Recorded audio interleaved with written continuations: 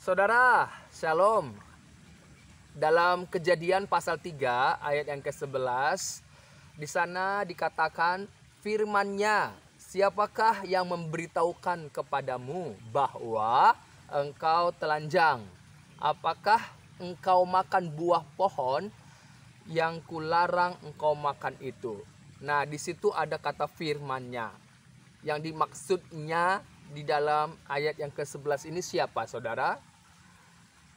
Kalau dalam teks Ibrani-nya kata firman-Nya itu dituliskan dengan vayomer, ya, yang akar katanya amar, yaitu mengucapkan atau mengatakan.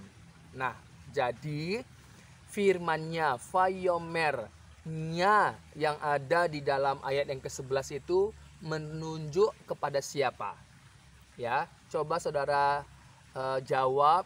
Dilihat dulu di ayat-ayat sebelumnya, yaitu ayat 10, 9, 8, 7. Jadi kita sama-sama belajar supaya kita memahami dan kita tidak salah ya untuk melihat secara detail. Oke saudara. Nah, coba saudara perhatikan di ayat yang ke-10, di ayat yang ke-9.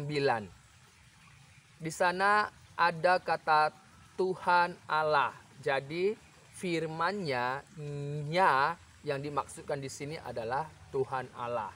Jadi firman-Nya yaitu firman Tuhan Allah. Tuhan Allah yang berfirman kepada manusia itu. Nah, kita akan lihat kembali. Setelah itu ada pertanyaan dari Tuhan Allah. Apa pertanyaannya, saudara? Yang pertama di situ dikatakan, siapakah yang memberitahukan kepadamu? Kepadamu ini kepada siapa? Yaitu kepada manusia itu, yaitu Adam,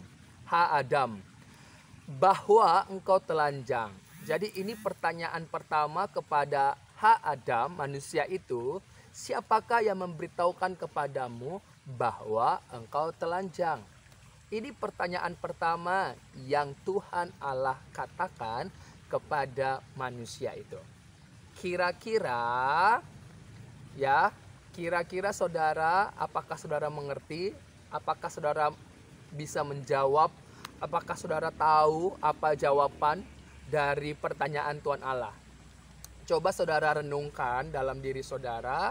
Apakah saudara tahu ketika Tuhan bertanya di dalam ayat yang ke-11, siapakah yang memberitahukan kepadamu bahwa engkau telanjang? Ini pertanyaan pertama saudara yang Tuhan Allah katakan kepada manusia itu setelah manusia itu melanggar hukum Tuhan. Apa jawaban? Kalau saudara membaca, kalau saudara melihat di situ di Alkitab saudara, apa jawabannya? Kalau dikatakan siapakah, berarti ini merujuk kepada seseorang ya. Jadi Allah mengkonfirmasi dengan sebuah pertanyaan kepada manusia itu. Siapa yang memberitahukan kepadamu bahwa engkau telanjang?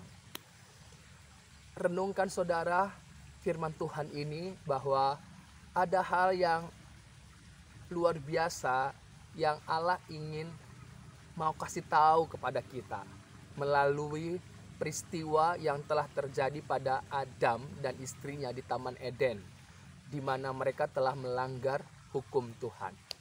Kalau kita tarik ke aplikasi dalam diri kita, kalau kita lihat makna dari pertanyaan Tuhan, jadi Tuhan ini bertanya kepada kita, siapa yang engkau dengarkan sehingga engkau itu bersembunyi dari aku?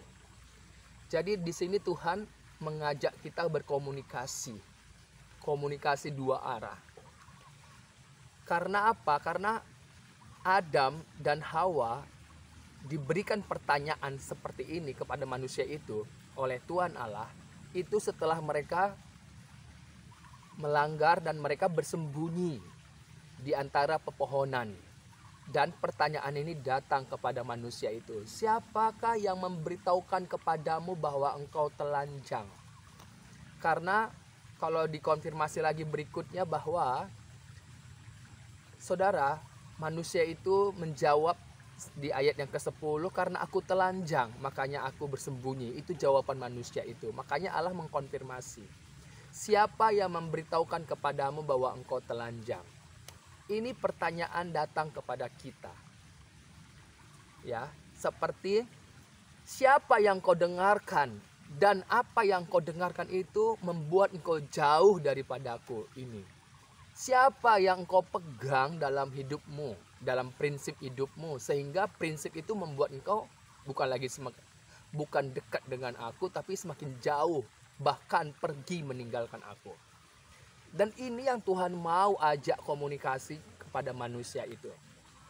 Siapa yang kau dengarkan, sehingga perkataan dari orang yang kau dengarkan itu membuat engkau meninggalkan Tuhan Allah.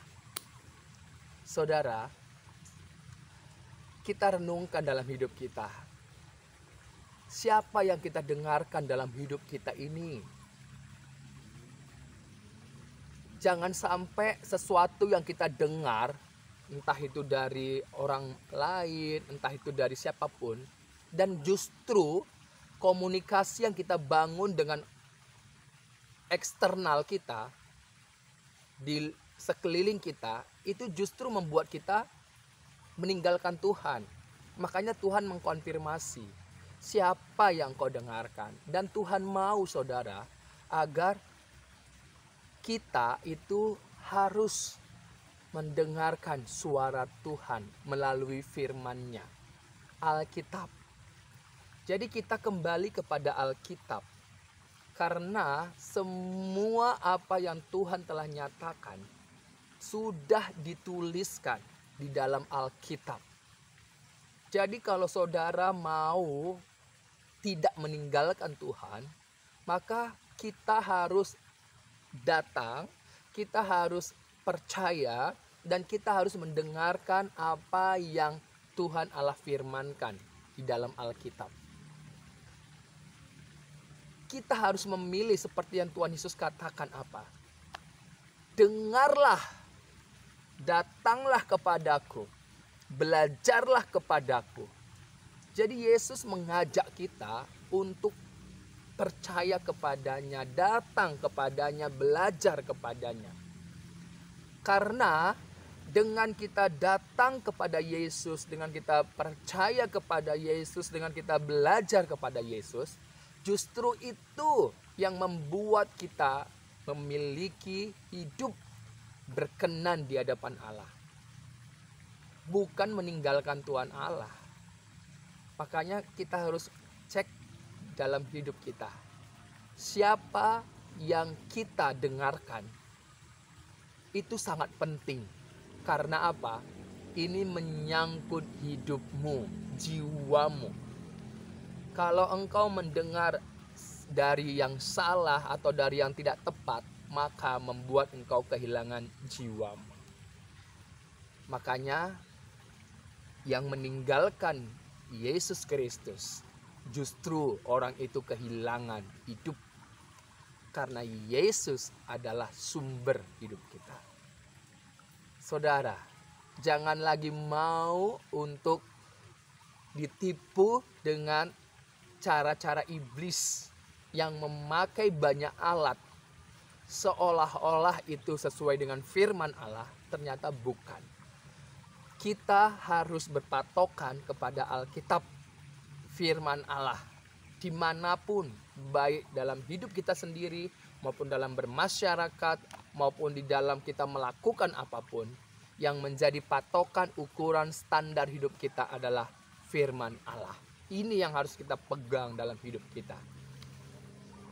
Puji Tuhan saudara, biarlah saudara ketika saudara mengalami satu penurunan secara rohani, yaitu saudara masih berkecimpung melakukan dosa, Tuhan memanggil engkau, Tuhan menasihati engkau melalui firman-Nya. Kembalilah kepada Tuhan, kembalilah kepada firman-Nya. Engkau harus melihat hidupmu berdasarkan firman-Nya. Iblis mengintimidasi orang lain, mengintimidasi engkau, apalagi kalau engkau berada dalam sebuah pelanggaran. Iblis mengintimidasi dari berbagai segi. Tetapi sekali lagi, engkau harus datang kepada Yesus Kristus yang empunya hidupmu. Yesus Kristus yang adalah hidup itu, engkau harus datang kepadanya. Karena kalau tidak datang kepadanya, justru menunjukkan engkau tidak punya hidup. Dan bila telah tiba hari itu, hari kematianmu secara fisik ini kembali ke tanah, terlambat. Kematian kekal. Makanya selama engkau diberikan kesempatan, dispensasi waktu untuk mendengar, meresponi, percaya, menerima, datang kepada Yesus Kristus, engkau mempunyai hidup. Pilihan ada di tanganmu, bukan di tangan siapapun. Dan Adam diberikan pertanyaan, dan jawaban ada pada Adam. Bukannya Tuhan tidak tahu, Tuhan tahu. Tetapi sekali lagi, Tuhan mau agar engkau memilih sama seperti engkau juga bisa memilih, sehingga engkau meninggalkan Tuhan. Dan Tuhan mau engkau memilih untuk meresponi Dia, datang percaya kepadanya. Puji Tuhan saudara, ini adalah pembelajaran dalam Kejadian pasal 3 ayat yang ke-11 di pertanyaan pertama ini. Ya, Tuhan Yesus memberkati saudara.